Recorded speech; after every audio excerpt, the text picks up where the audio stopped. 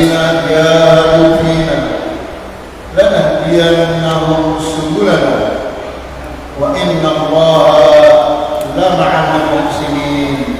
Shadaqallahul azim. Amma ba'd. Segenap jamaah taklim Masjid Al-Rawdah yang saya hormati, segenap jajaran pengurus masjid, Bapak Ketua dan para pengurus yang lain yang saya hormati, rahimahullah. Mudah-mudahan semua kita dirahmati Allah Subhanahu wa Ta'ala. Alhamdulillah, kita bersyukur kepada Allah Subhanahu wa Ta'ala dengan mensyukuri segala nikmat yang Allah berikan kepada kita sekalian. Salawat dan salam semoga tetap tercurah ke habibaan Nabi kita, Nabi besar Muhammad sallallahu alaihi wasallam. Seperti biasa, jangan lupa kita mendoakan saudara, keluarga, jamaah, tetangga dan siapapun kaum muslimin yang sedang sakit. Kita doakan mudah-mudahan segera Allah sembuhkan. Siapapun yang sedang diuji dengan berbagai masalah kehidupan, mudah-mudahan segera Allah beri jalan keluar. Dan siapapun di antara kita yang punya niat baik, mudah-mudahan segera disampaikan kepada Allah Subhanahu wa Ta'ala. Amin ya rabbal alamin. Jemaah yang dirahmati Allah Subhanahu wa Ta'ala, kajian tafsir tematik pada malam hari ini mengangkat firman Allah, yaitu surah Al-Ankabut surah ke-29 ayat 69, yang intinya dari ayat tersebut adalah kesungguhan seseorang untuk meraih hidayah Allah Subhanahu wa Ta'ala. Itulah yang disebut dengan mujahadah, ya, kerja keras, upaya maksimal untuk meraih hidayah. Jemaah yang dirahmati Allah, sebagaimana maklum bagi kita, rezeki itu sudah disediakan oleh Allah, ya, bahkan dijamin oleh Allah. Semua makhluk yang bernyawa rezekinya sudah ada, ya. Sebabnya tentu berbagai macam sebab, keadaan juga berbagai macam keadaan. Tapi pertanyaannya adalah, apakah rezeki itu datang sendiri atau dicari? Gimana? Rezeki datang sendiri atau dicari?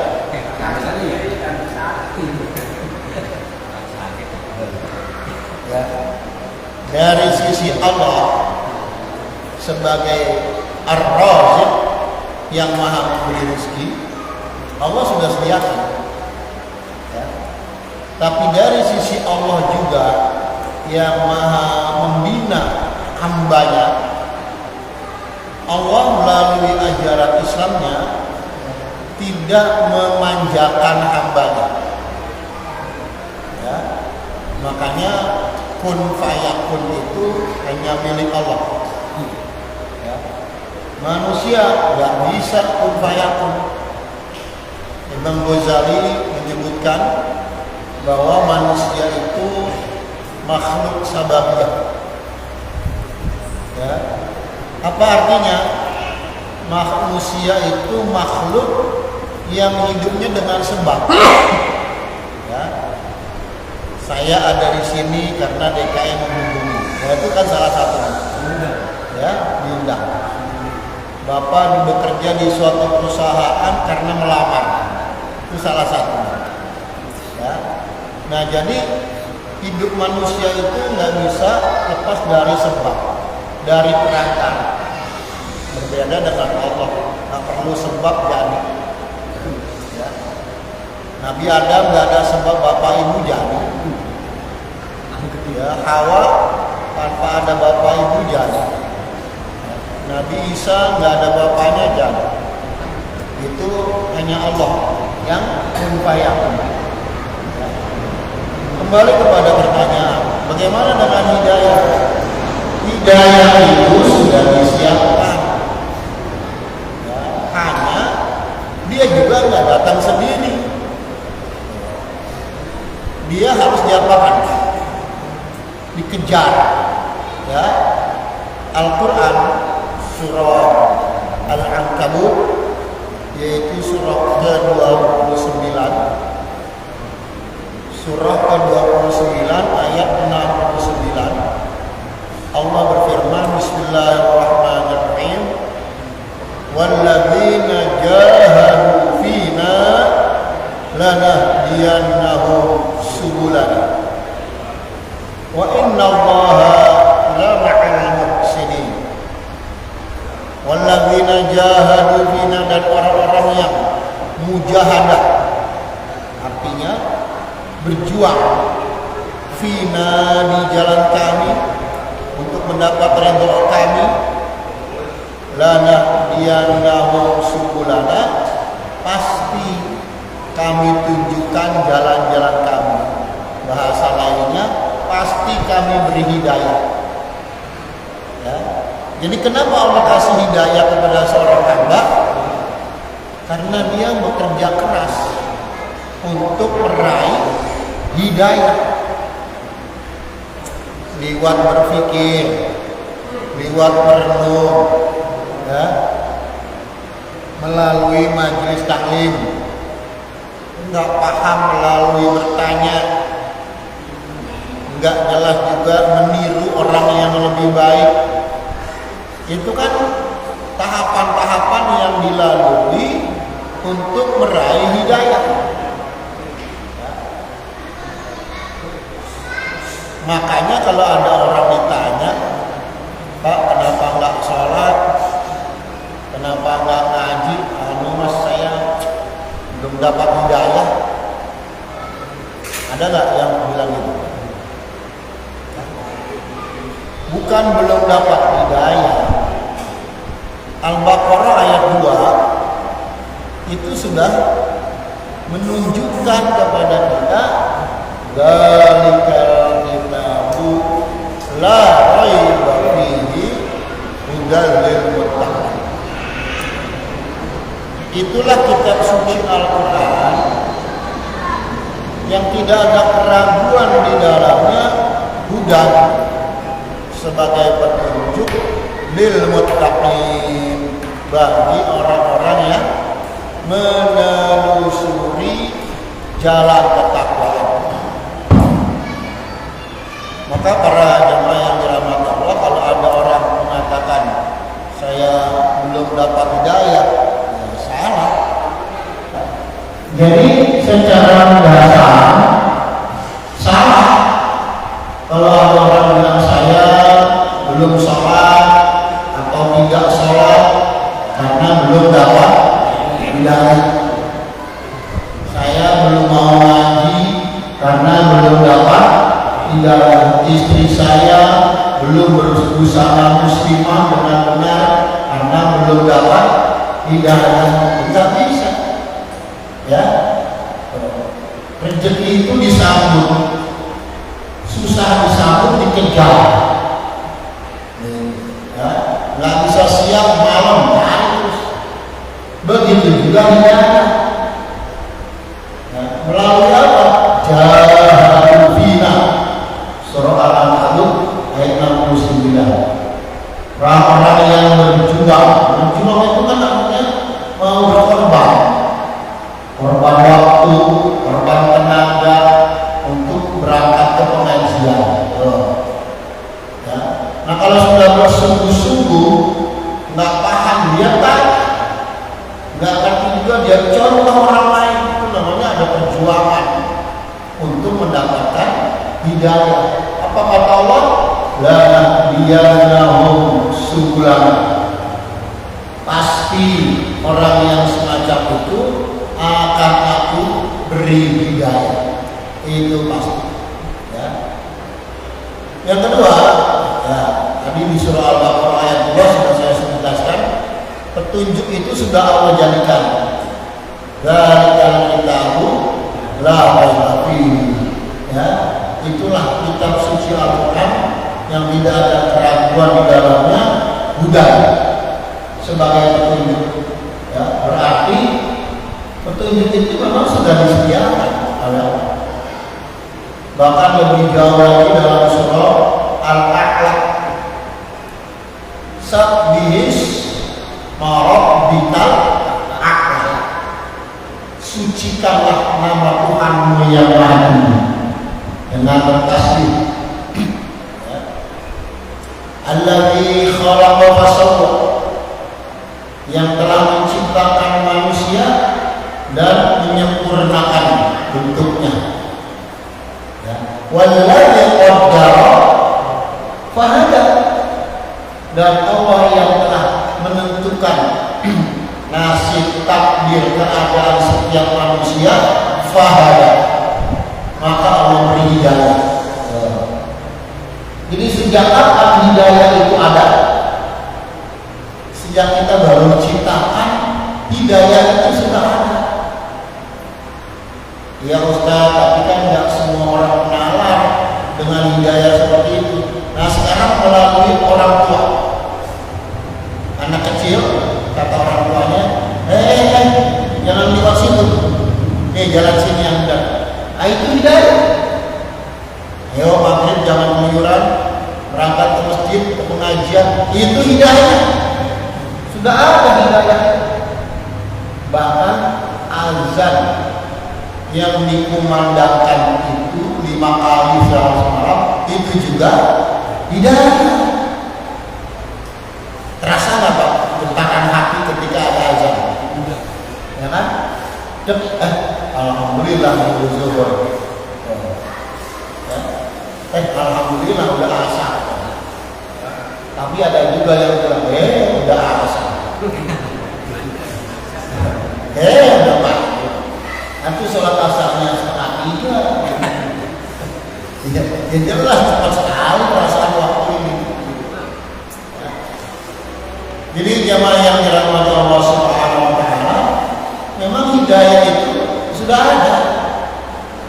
Tinggal manusianya, seperti digambarkan dalam Al-Qur'an, ya, surah Yunus surah 10 ayat 108. Bismillahirrahmanirrahim. Qul ya ayyuhan nas, hai Muhammad, kata Allah, katakan kepada manusia-manusia itu, qad ja'akumul haqqu mir rabbikum, telah datang kebenaran dari Tuhan kalian. Ya, qad ja'akumul haqqu mir rabbikum, telah datang kebenaran dari Tuhan kalian. Berarti hidayah sudah ada. Apa kata Allah? Man ihtada innama yahtadi li nafsihi. Barang siapa yang menerima tunjuk itu, maka manfaat petunjuk itu untuk dirinya sendiri. Wa man dhalla fa innama yadhillu 'alaiha. Barang siapa yang sesat, menolak petunjuk, menolak hidayah, fa innama yadhillu 'alaiha, sungguh orang itu telah sesat atas dirinya sendiri. Wa ma kana 'alaikum biwakil, aku kata Nabi Muhammad bukanlah penjaga bagi kalian. Ya. Jadi jelas sekali kalau ada orang bilang saya belum dapat hidayah, ya bukan belum dapat, belum siap menerima hidayah. Belum siap. Kalau masalah hidayah itu sudah ada, sudah dijelaskan. Subhanallah, para jamaah yang dirahmati Allah Subhanahu wa taala. Tapi Ustaz, ada lagi yang bertanya. Di kampung saya anak kiai jadi preman. Ya. Anak kiai jadi beda. Boro-boro gaji. Siapapun bisa seperti itu. Siapapun bisa, nggak cuma anak kiai, anak ustaz, semua bisa. Ya. Lantas apakah orang tuanya tidak mendidiknya? Oh, kalau itu pertanyaannya ya orang tuanya pasti mendidik. Ustaz, kiai, ulama, dengan dimasukkannya anaknya ke madrasah, dimasukkan anak-anaknya ke pesantren, dikuliahkan dengan kuliah yang berakal. Artinya orang tuanya itu pengen anaknya benar, selalu dalam hidayah Allah. Tapi kenapa sih Qabil anaknya Nabi Adam durhaka, Kan'an anaknya Nabi pun juga durhaka? Kenapa ini anak para nabi jadi pada durhaka? Karena hidayah itu tidak ditentukan oleh siapapun kecuali oleh Allah itu sendiri. Menangis Nabi Muhammad, kenapa? Pamannya yang bernama Abu Thalib yang selalu mendukung perjuangan dakwahnya sampai akhir hayatnya tidak mau masuk Islam.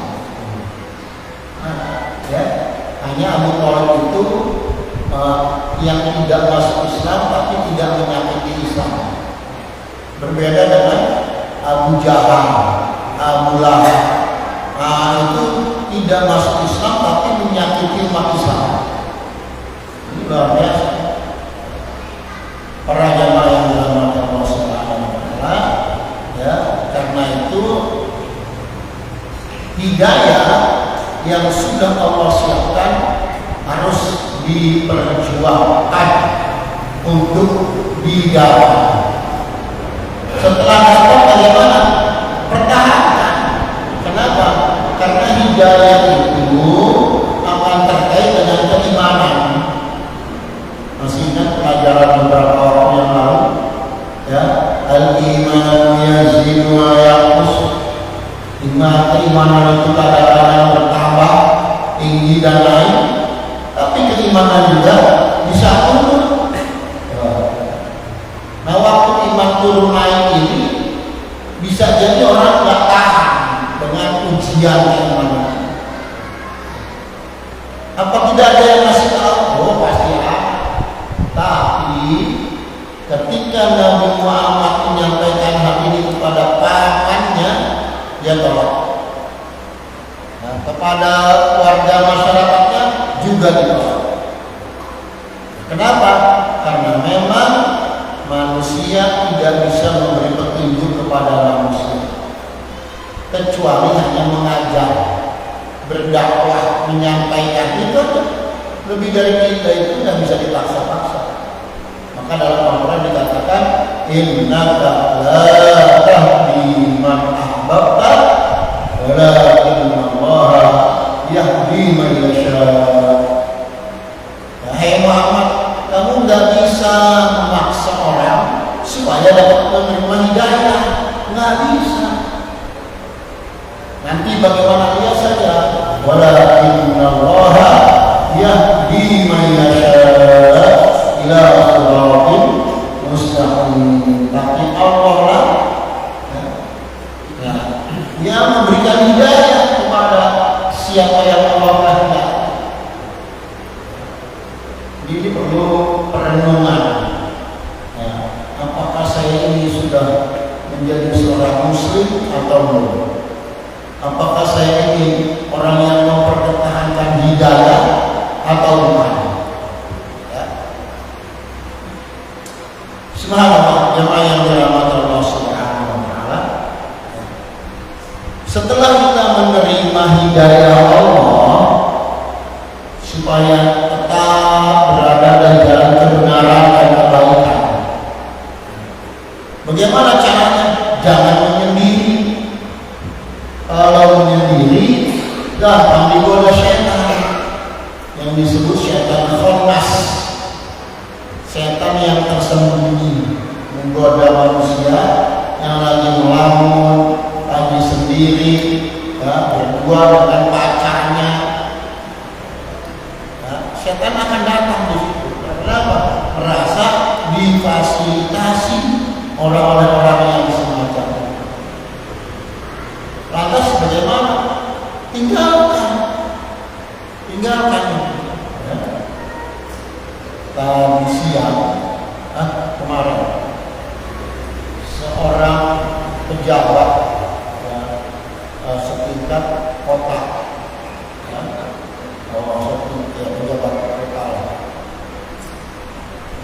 sekarang dia sudah pensiun, tapi dia bilang, Ustaz, saya dulu masuk PNS-nya dengan cara menipu. Menipu bagaimana? Ya, saya pakai ijazah orang lain. Kalau dulu masih longgar ya, bisa. Terus masalahnya di mana, Pak? Saya mau tobat, ya, mau tobat. Umur saya sudah lebih 50 tahun. Nah, terus pertanyaannya apa? Katanya Ustaz, kalau sesuatu yang didapat dengan cara haram, maka api neraka lebih layak untuk orang itu. Kalau dia masuk kerjanya nyogok. Kenapa demikian? Maka walada min haram fa sesuatu yang dihasilkan dari haram, maka hasilnya pun menjadi haram. Jadi mohon maaf, karyawan yang kerja dapat nyogok, itu rezekinya juga rezeki penipuan.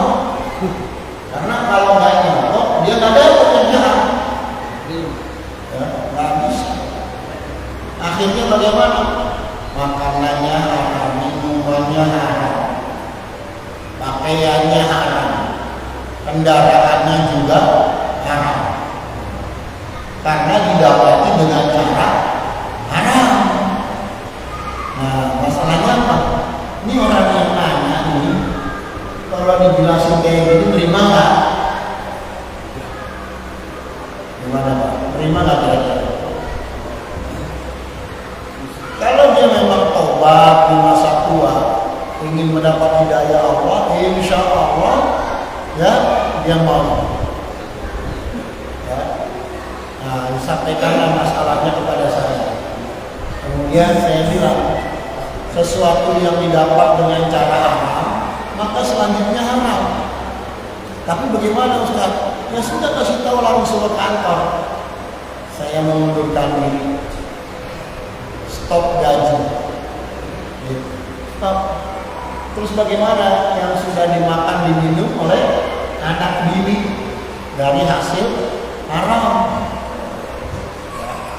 Inilah kekurangan para istri kalau suami bawa duit banyak, jarang ditanya dari mana Pak uangnya. Ya, yang penting bagi dia terima aja, udah ada uang dari korupsi, manipulasi, ya, dan macam-macam. Subhanallah, namanya Allah. Nah, perihal Nabi Muhammad tidak bisa menunjukkan kepada pamannya Ibrahim, kepada ayahnya Kan'an, kepada Nabi Adam, kepada anaknya Ayub, kepada istrinya, nggak bisa itu ngasih petunjuk, karena Allah sudah katakan innaka la tahdi man ahbabta walakinna Allah yahdi man yasha. Sesungguhnya engkau wahai Muhammad tidak bisa ngasih petunjuk kepada orang-orang dekatmu sekalian, nggak bisa. Ya. Ini saya punya sestak, contohnya kayaknya hidupnya miskin benar. Nanti saya carikan dana ya untuk kamu. Nah, bisa nggak begitu? Bisa nggak? Bisa kan? Ini masalah hasilnya bagaimana nanti kan begitu. Ya? Nah. Baik, jamaah yang dirahmati Allah Subhanahu wa taala. Walakinna Allah yahdi man yasha. Tapi Allah memberi hidayah kepada orang yang Allah kehendaki. Baik, jemaah yang dirahmati Allah Subhanahu wa taala. Nah, fungsinya hidayah itu apa? Disebutkan dalam surah Al-Qalaq, yahdihillahu ridwanah. Allah memberi hidayah kepada seseorang, yaitu siapa? Man ittaba'a ridwanah, orang yang mau mengikuti hidayah Allah, ridwan Allah. Apa yang dia dapat? Subulas salam, jalan-jalan keselamatan. Wa yukhrijuhum minal dhulumati ilan nur, dan Allah keluarkan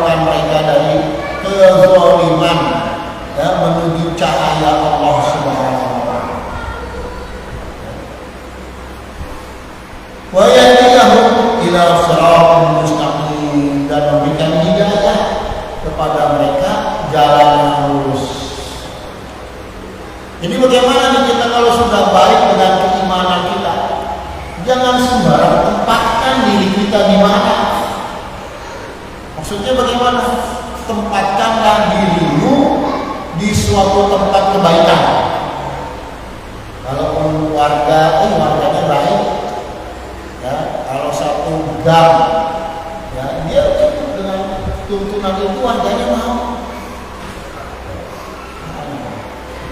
Ya, jadi para jemaah yang dirahmati Allah, ya, itu Allah sudah katakan, yukhrijuhum minadh dhulumati ila nur. Allah selamatkan mereka nanti dari segala kezaliman menuju cahaya Allah Subhanahu wa ta'ala.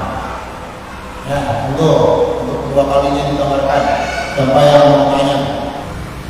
Baik, kita lanjut tentang hidayah Allah Subhanahu wa ta'ala. Teknisnya bagaimana Ustaz? Untuk bisa mendapatkan hidayah, diterangkan dalam surah Taubah ayat 24, Bismillahirrahmanirrahim, ayat 18. Innama ya'muru masajidallah man amana billah wal yawmil akhir wa aqama as-salata wa ata az-zakata wa lam yakhsha illallah asa ulaika ay yakunu minal muhtadin. Apa kata Allah? Jalan menuju hidayah Allah yang pertama, ya'muru masajidallah, mau memakmurkan masjid-masjid Allah. Jadi bapak-bapak yang ke masjid itu berangkat ke masjid untuk ke pengajian, itu baru tahap awal. Bapak mana Pak? Mau ngaji? Oh, bapak sudah dapat petunjuk, ya, alhamdulillah.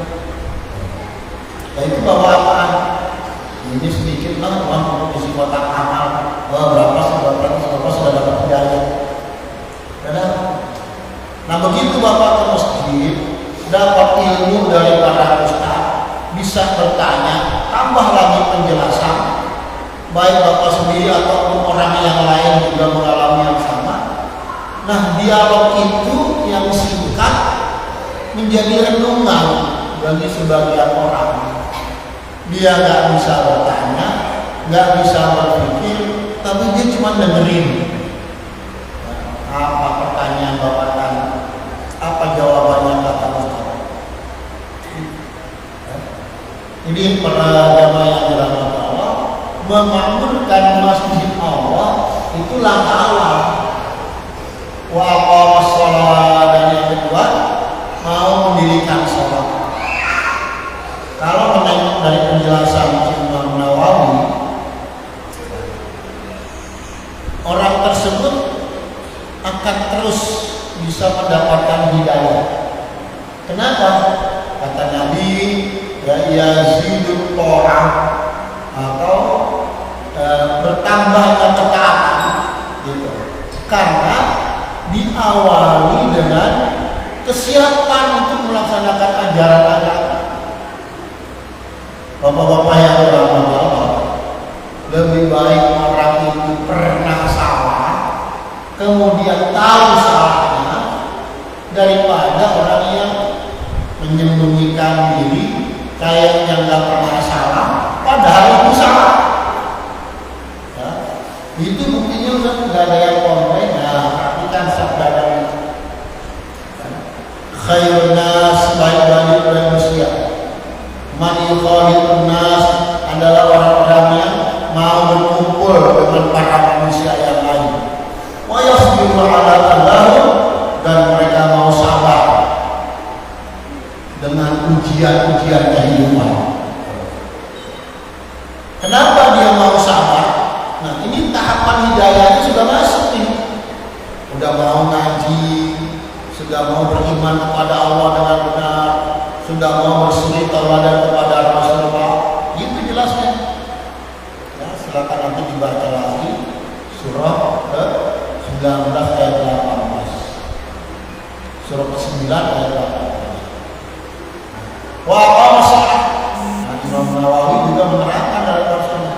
Maksudnya wa aqama shalah, mendirikan salat itu saat dia sholat dengan kekhusyuannya itu berarti hidayah. Kemudian apa lagi? Selesai dari itu.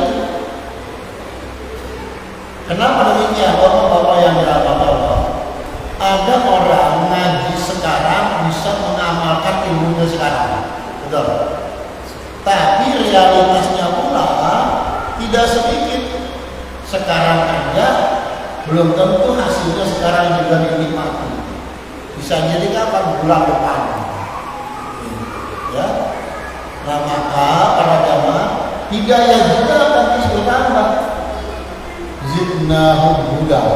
Aku tambah. Maka perhatikan bapak-bapak yang terus ngaji, nanti amaliyahnya berubah.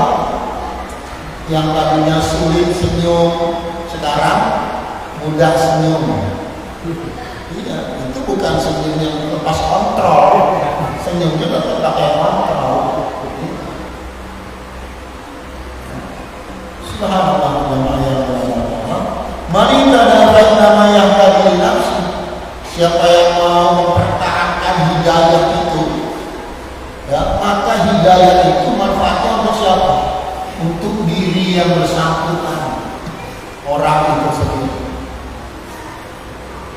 Jadi para jamaah yang dirahmati Allah, memang Allah itu Maha Pengasih, Maha Penyayang. Tapi kasih sayangnya buat siapa?